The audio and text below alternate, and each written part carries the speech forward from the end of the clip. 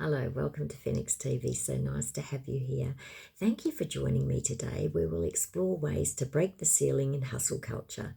I'll share with you the tools needed to identify and dismantle limiting beliefs, with strategies for acting with courage despite fear or self-doubt, a new sustainable definition of success beyond the grind, and practical ways to lift others as they rise.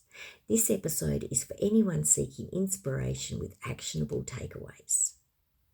The hustle culture tells us a dangerous lie, that our worth is measured by how much we do, how fast we achieve, and how little we rest.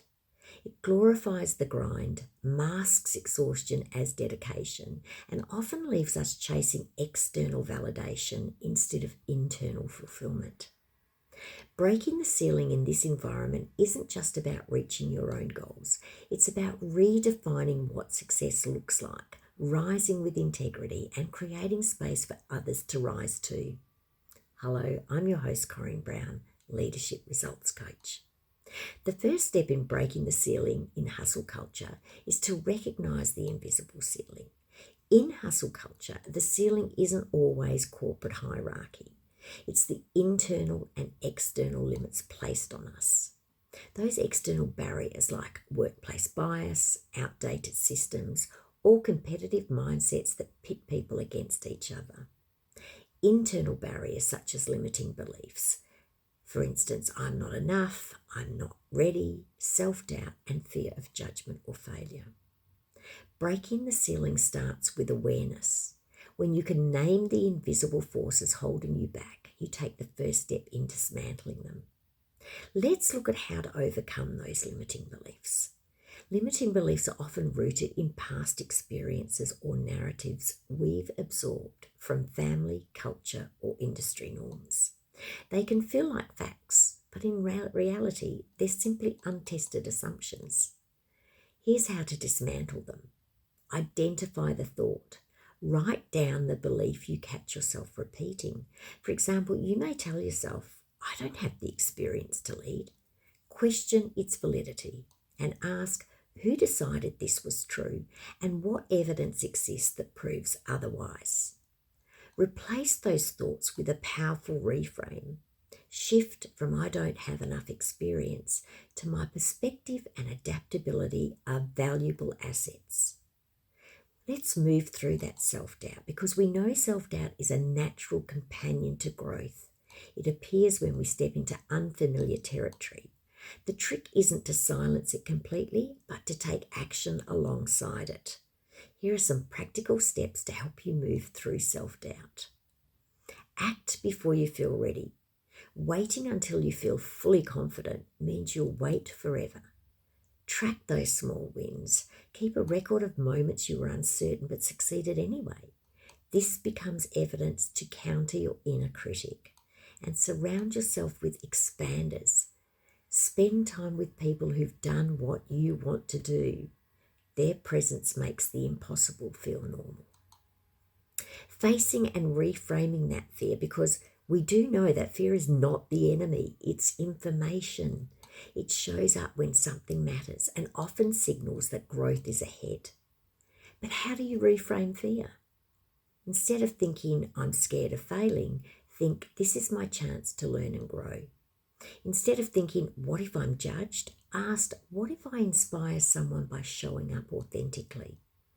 Fear loses its grip when you act anyway, proving to yourself you can survive and thrive outside your comfort zone. Let's redefine success beyond hustle. Breaking the ceiling in hustle culture also means rejecting its narrow definition of success. Instead of measuring your worth in output or titles, define it by impact. How many lives have you touched or improved? Using integrity, did you succeed without compromising your values? And sustainability, can you manage your pace without sacrificing your well-being? Success built this way isn't fragile, it's deeply rooted. One of the key elements to rising and lifting others is when you break through, you open the door for others. True leadership is not about being the only one at the top. It's about creating ladders for others to climb. Here are some ways to help others rise. Share your knowledge freely, offer mentorship, advice, or simply your story so others know they're not alone. And challenge limiting norms. Speak up when you see exclusion, overwork, or inequity being normalised.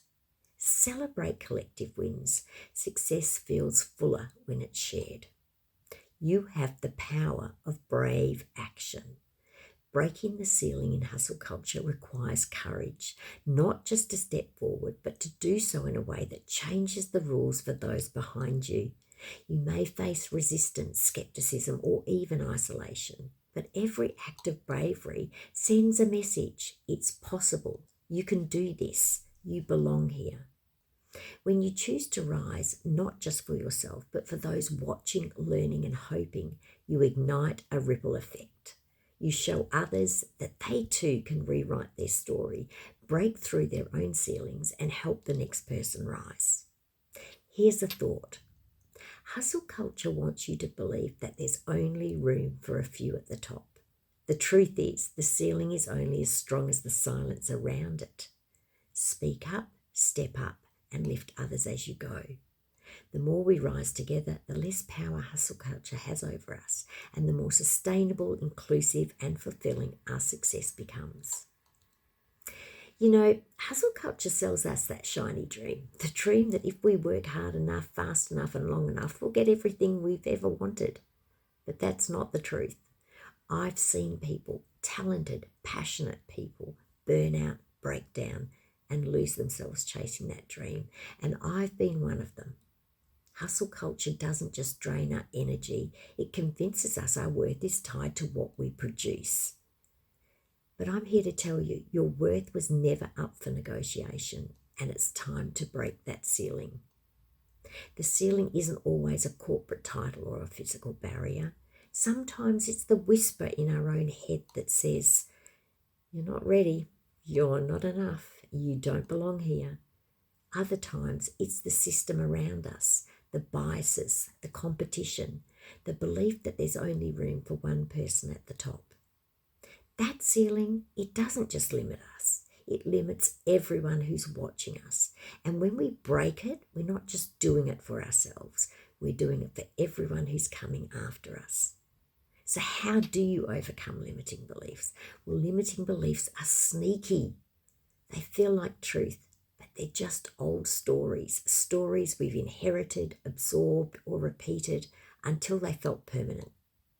The way to dismantle them, well, first you have to name them. Shine a light on the exact words you keep telling yourself. Then challenge them. Who decided this was true? What evidence do I have that proves it's not? And then reframe them. I'm not ready becomes I'm growing into this. I don't belong here becomes I've earned my place and I bring something unique. When you're dealing with self-doubt and fear, let's be clear. Self-doubt is not a sign you're failing. It's a sign you're stretching. You're stepping into a bigger version of yourself. And fear means that what you're doing matters.